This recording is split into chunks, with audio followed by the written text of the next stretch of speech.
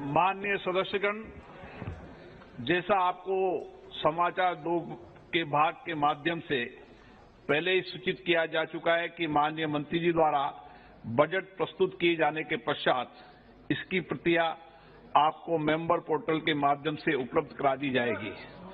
आपको ये भी सूचित किया जाता है कि माननीय वित्त मंत्री जी के बजट भाषण की प्रतियां हार्ड कॉपी के रूप में उपलब्ध कराई जाएगी।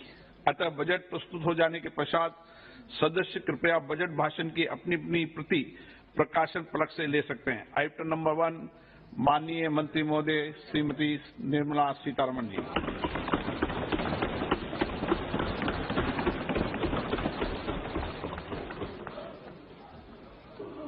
मंत्री जी आज डिजिटल बजट पढ़ रही हैं।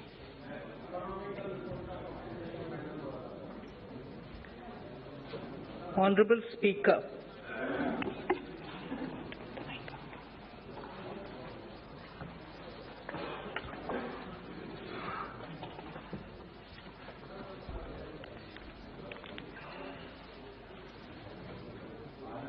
Honorable Speaker, sir, I present the budget for the year 2022-23. At the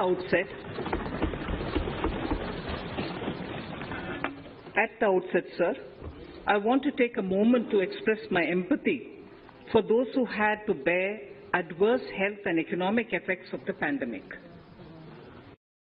वेदना व्यक्त करती हूं जिनको नुकसान झेलना पड़ा है और अर्थव्यवस्था की वसूली परिलक्षित होती है। हमारी अर्थव्यवस्था जो है वो मजबूती से उभरी है। चालू वित्त वर्ष में 9.2% की दर से जो सभी अर्थव्यवस्थाएं हैं उसमें हमारी अर्थव्यवस्था भी एक का भी महत्वपूर्ण स्थान है। मैं मानती हूं कि ओमिक्रॉन की हमने दंश झेल रहे हैं और इसके आगे जिस गति से और वैक्सीनेशन अभियान चलाया जा रहा है उससे काफी लाभ मिला है और इससे जो पिछले 2 वर्षों में काफी अधिक जो है सुधार हुआ है और हम इस चुनौती का सामना करने के लिए मजबूत स्थिति में हैं। मुझे पूरा विश्वास है कि सबके प्रयास से हम मजबूती से अपनी विकास यात्रा को जारी रखेंगे। माननीय अध्यक्ष जी, हम आजादी का अमृत महोत्सव मना रहे हैं और अमृत काल में प्रवेश कर चुके हैं। 25 वर्ष की लंबी यात्रा के बाद हम भारत 100 पर पहुंचेंगे। माननीय प्रधानमंत्री जी ने स्वतंत्रता दिवस के अपने भाषण में भारत 100 के दृष्टिकोण को निर्धारित किया है और अब हमारी सरकार का उद्देश्य अमृतकाल में निर्धारित लक्ष्य को प्राप्त करके उस दृष्टिकोण को पूरा करना है। अमृतकाल में निर्धारित लक्ष्य इस प्रकार हैं: सूक्ष्म आर्थिक स्तर, समग्र कल्याण पर जोर देते हुए व्यापक आर्थिक विकास में सहायता करना है, डिजिटल अर्थव्यवस्था, फिनेटेक, प्रौद्योगिकी समर्थित विकास, ऊर्जा परिवर्तन तथा जलवायु कार्य योजना को बढ़ावा देना है, सार्वजनिक पूंजी निवेश की सहायता से निजी निवेश आरंभ करने के प्रभावी चक्र से लोगों को निजी निवेश से सहायता उपलब्ध कराना है। वर्ष 2014 से हमारी सरकार नागरिकों, विशेष रूप से गरीबी तथा हाशिए पर रह रहे लोगों को सशक्त बनाने पर जोर देती रही है। इन उपायों से उन कार्यक्रमों को शामिल किया गया जिसमें लोगों को घर, बिजली, रसोई गैस तथा पानी मिला है। वित्तीय समावेशन तथा प्रत्यक्ष लाभ अंतरण को सुनिश्चित करने के लिए भी हमारे कार्यक्रम हैं। हम गरीबों की क्षमता को बढ़ाने के लिए सभी अवसरों का उपयोग करने के लिए प्रतिबद्ध हैं। हमारी सरकार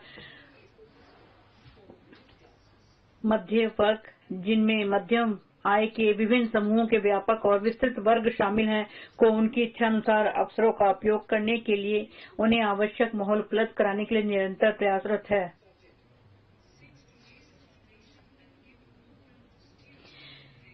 इस बजट में भारत 75 से भारत 100 तक के अमृतकाल में अगले 25 वर्ष में अर्थव्यवस्था को दिशा देने के लिए बुनियाद तैयार करने और उनकी रूपरेखा प्रस्तुत करने का प्रस्ताव किया है। इसमें 2021-22 के बजट में तैयार किए गए दृष्टिकोण को जारी रखा जाएगा। इसके मूलभूत सिद्धांत में वित्तीय विवरण, राजकोषीय स्थिति की पारदर्शिता शामिल है। इसमें सरकार के इरादे, ताकत और चुनौतियों को दर्शाया गया है। यह हमारा मार्गदर्शन करता रहेगा। गत वर्ष के बजट में की गई पहल में काफी प्रगति हुई है और उनके लिए इस वर्ष के बजट में भी पर्याप्त आवंटन किए गए हैं। The strengthening of health infrastructure, स्वास्थ्य संबंधी बुनियादी सुविधाओं को सुदृढ़ बनाना, टीकाकरण कार्यक्रम को तेजी से आगे बढ़ाना, महामारी की मौजूदा लहर के प्रति राष्ट्रव्यापी प्रतिरोधक क्षमता स्पष्ट रूप से दिख रही है। आत्मनिर्भर भारत के दृष्टिकोण को प्राप्त करने के लिए 14 क्षेत्रों में उत्पादकता संबंध प्रोत्साहन को उत्साहवर्धक प्रतिक्रिया प्राप्त हुई है। इसमें 60 लाख नई नौकरी सृजित करने और अगले 5 वर्ष के दौरान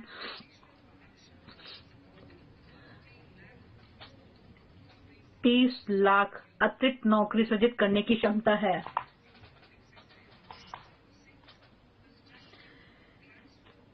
सार्वजनिक क्षेत्र के उद्यम संबंधी नई नीति लागू करने के संबंध में एयर इंडिया के रणनीतिक स्वामित्व हस्तांतरण का कार्य पूरा हो गया है। नीलांचल इस्पात निगम लिमिटेड के राजनीतिक साझेदार का चयन कर लिया गया है और LIC के सार्वजनिक निर्गम के जल्द ही आने की संभावना है। 2022-23 में अन्य के संबंध में भी प्रक्रिया आरंभ की जाएगी।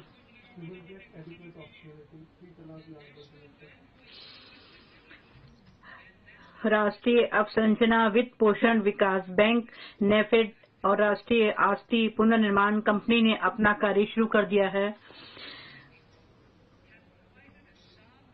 माननीय अध्यक्ष जी, बजट 2021-22 में सार्वजनिक निवेश या पूंजीगत व्यय के प्रावधान में बहुत अधिक वृद्धि की व्यवस्था की गई थी। पूरे वर्ष के दौरान माननीय प्रधानमंत्री जी ने इसके क्रियान्वयन का मार्गदर्शन किया है। इससे हमारे आर्थिक उत्थान को अत्यधिक लाभ मिलता रहा है।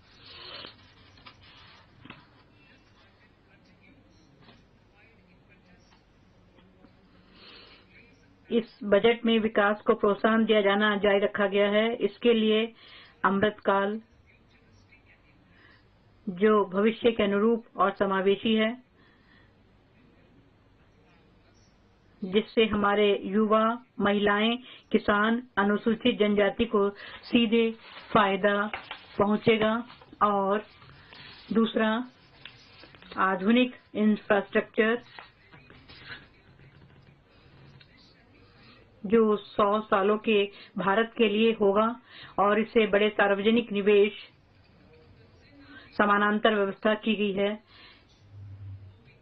और इसे पीएम गति शक्ति द्वारा निर्देशित किया जाएगा। इसे बहुविध दृष्टिकोण के साथ समन्वय से फायदा होगा। इस समानांतर ट्रैक पर आगे बढ़ते हुए हम निम्नलिखित 4 प्राथमिकताएं निर्धारित करते हैं। पीएम गति शक्ति, समावेशी विकास, उत्पादकता में वृद्धि एवं निवेश, उदीयमान अवसर, ऊर्जा परिवर्तन और जलवायु कार्य योजना। और चौथा, निवेशों का वित्त पोषण।